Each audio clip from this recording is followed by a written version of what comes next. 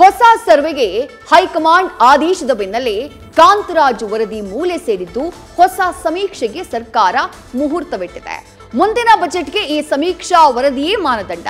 ಹೀಗಾಗಿ ಈ ಸಮೀಕ್ಷೆ ದೇಶದಲ್ಲೇ ಮಾದರಿ ಆಗಬೇಕು ಅನ್ನೋದು ಸಿಎಂ ಸಿದ್ದರಾಮಯ್ಯ ಅವರು ಜಾರಿ ಮಾಡಿರುವಂತಹ ಹುಕುಂ.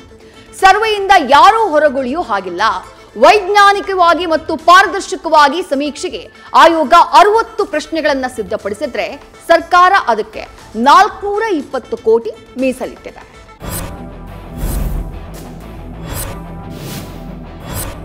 ಸೆಪ್ಟೆಂಬರ್ 22ರಿಂದ ಸರ್ವೆ ಪ್ರಾರಂಭ ಆಗುತ್ತೆ.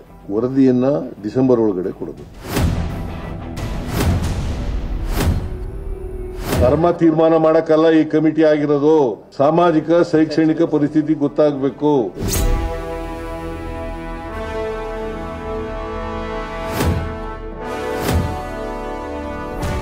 ಜಾತಿ ಗಣತಿ ಮರು ಸಮೀಕ್ಷೆಗೆ ಡೇಟ್ ಫಿಕ್ಸ್ ಆಗಿದೆ. ಸೆಪ್ಟೆಂಬರ್ 22ರಿಂದ ಅಕ್ಟೋಬರ್ 7ರವರೆಗೆ 15 ದಿನಗಳ ಕಾಲ ಸಮೀಕ್ಷೆ ನಡೆಸಲು ಸರ್ಕಾರ ತೀರ್ಮಾನ ಕೈಗೊಂಡಿದೆ. ಡಿಸೆಂಬರ್ ಹೊತ್ತಿಗೆ ಸಮೀಕ್ಷಾ ವರದಿಯನ್ನ ಸಲ್ಲಿಸಲು ಸಿಎಂ ಕಟ್ಟುನಿಟ್ಟಿನ ಆದೇಶ ಮಾಡಿದ್ದಾರೆ. ಅಲ್ಲದೆ ತರಬೇತಿ ಸೇರಿ ಸಮೀಕ್ಷೆಗೆ ಪೂರ್ವಭಾವಿ ಸಿದ್ಧತೆಗಳನ್ನು ಆರಂಭಿಸಲು ಸೂಚನೆ ಕೊಟ್ಟಿದ್ದಾರೆ.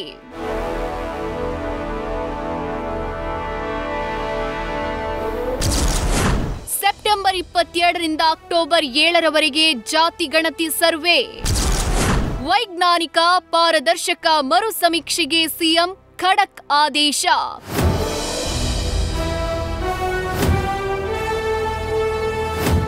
ಜಾತಿ ಗಣತಿ ಮರು ಸಮೀಕ್ಷೆ ಸಂಬಂಧ ರಾಜ್ಯ ಸರ್ಕಾರ ಸುತ್ತೋಲೆ ಹೊರಡಿಸಿದೆ. ಸೆಪ್ಟೆಂಬರ್ 22ರಿಂದ ಸಾಮಾಜಿಕ ಶೈಕ್ಷಣಿಕ ಸಮೀಕ್ಷೆ ಆರಂಭವಾಗಲಿದ್ದು 15 ದಿನಗಳ ಸಮೀಕ್ಷೆ ಪೂರ್ಣಗೊಳಿಸಲು ಡೆಡ್ಲೈನ್ ನೀಡಲಾಗಿದೆ.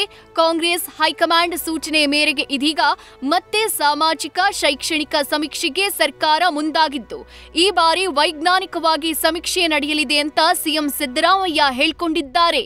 ವೈಜ್ಞಾನಿಕವಾಗಿ ಸರ್ವೆ ಮಾಡಬೇಕು. ಸೆಪ್ಟೆಂಬರ್ 22ರಿಂದ ಸರ್ವೆ ಪ್ರಾರಂಭ ಆಗುತ್ತೆ. ಸಮೀಕ್ಷೆ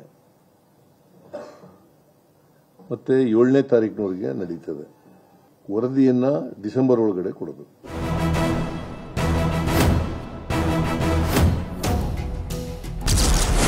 ಜಾತಿ ಗಣತಿ ಮರು ಸಮೀಕ್ಷೆಗೆ 420 ಕೋಟಿ ವೆಚ್ಚ. ಹೊಸದಾಗಿ 7 ಕೋಟಿ ಜನರ ಸಾಮಾಜಿಕ ಶೈಕ್ಷಣಿಕ ಸ್ಥಿತಿಗತಿ ಅರಿಯಲು ಸಮೀಕ್ಷೆ ನಡೆಯಲಿದ್ದು ಮಧುಸೂದನ್ ಆರ್ ನಾಯ್ಕ್ ರವರ ನೇತೃತ್ವದ ಆಯೋಗ ಡಿಸೆಂಬರ್ ಒಳಗೆ ವರದಿ ಸಲ್ಲಿಕೆ ನಿರೀಕ್ಷೆ ಇದೆ. ರೀಸರ್ವೆಗೆ 1,75,000 ಸರ್ಕಾರಿ ಶಾಲಾ ಶಿಕ್ಷಕರ ವಿಶೇಷ ಭತ್ಯೆ ನೀಡಿ ಸಮೀಕ್ಷೆಗೆ ಬಳಕೆ ಮಾಡಿಕೊಳ್ಳೋಕೆ ಸರ್ಕಾರ ತೀರ್ಮಾನಿಸಿದೆ. ಇದಕ್ಕಾಗಿ 425 ಕೋಟಿ ಹಣ ಮೀಸಲಿಡಲು ನಿರ್ಧಾರ ಆಗಿದೆ.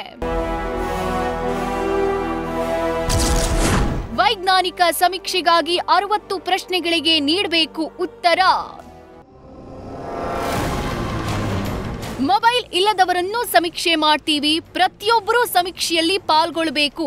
ಕಾಂತರಾಜ್ ಸಮಿತಿ 54 ಪ್ರಶ್ನೆಗಳೊಂದಿಗೆ ಸಮೀಕ್ಷೆ ನಡೆಸಿತ್ತು. ಈಗ 60 ಪ್ರಶ್ನೆಗಳೊಂದಿಗೆ ರೀಸರ್ವೆ ಆಗಲಿದೆ. ಪ್ರತಿ ಮನೆಗೆ ಬರೋ ಶಿಕ್ಷಕರು 60 ಪ್ರಶ್ನೆಗಳನ್ನ ಕೇಳಲಿದ್ದಾರೆ.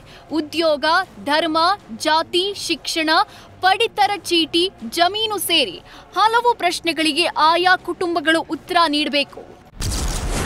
ಒಂದ್ ವೇಳೆ ಮನೆಯಲ್ಲಿರಲು ಆಗದಿದ್ರೆ ಇದಕ್ಕಾಗಿ ಸಹಾಯವಾಣಿ ಇದೆ. 8050770004 ನಂಬರ್ಗೆ ಕರೆ ಮಾಡಿ ಭಾಗಿಯಾಗಬಹುದು. ಅದು ಸಾಧ್ಯವಾಗದಿದ್ರೆ KACBC Karnataka.government.in ವೆಬ್ಸೈಟ್ ಮೂಲಕವೂ ಸಮೀಕ್ಷೆಯಲ್ಲಿ ಪಾಲ್ಗೊಳ್ಳಬಹುದು ಅಂತ ಸರ್ಕಾರ ಹೇಳಿದೆ. ಕ್ರಿಶ್ಚಿಯನ್ ಕುರುಬ, ಕ್ರಿಶ್ಚಿಯನ್ ದಲಿತ ಪ್ರತ್ಯೇಕ ಕಾಲಂ, ಲಿಂಗಾಯತ ಪ್ರತ್ಯೇಕ ಕಾಲಂ ಶುರು, ಮತ್ತೆ ಧರ್ಮಯುದ್ಧ. ಈ ಎರಡೂ ವಿಚಾರಗಳು ವಿವಾದಕ್ಕೆ ಕಾರಣ ಆಗಿದೆ. ಕ್ರಿಶ್ಚಿಯನ್ ಕುರುಬ, ಕ್ರಿಶ್ಚಿಯನ್ ದಲಿತ ಎಂಬ ಪ್ರತ್ಯೇಕ ಕಾಲಂ ಸೇರ್ಪಡೆಯಾಗಿರುವುದು ಅಚ್ಚರಿಗೆ ಕಾರಣ ಆಗಿದೆ.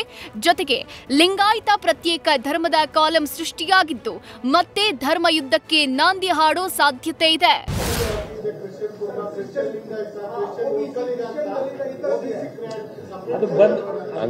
ಹಂಗ ಬರೆದ್ರೆ ಅವನು ಕ್ರಿಶ್ಚಿಯನ್ ಕುರುಬ ಅಂತ ಬರ್ಕೊಂಡ್ರೆ ಕ್ರಿಶ್ಚಿಯನ್ನೇ ಆಗಿರೋದು, ಅವನು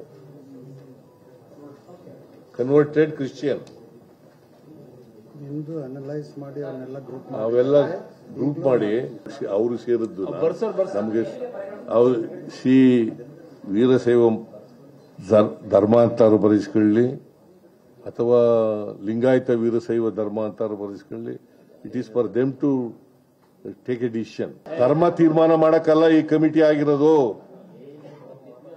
ಅವರ ಸಾಮಾಜಿಕ ಶೈಕ್ಷಣಿಕ ಪರಿಸ್ಥಿತಿ ಗೊತ್ತಾಗಬೇಕು, ಜಾತಿ ಗಣತಿ ಆಗಬೇಕು.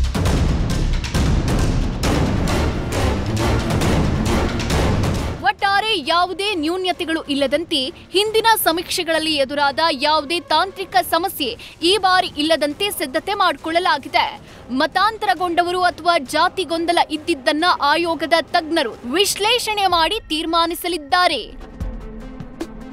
Harish Kakol, political bureau, news first. News first ನಿರ್ಭೀತಿಯಿಂದ ನಿಮ್ಮ ಪರವಾಗಿ.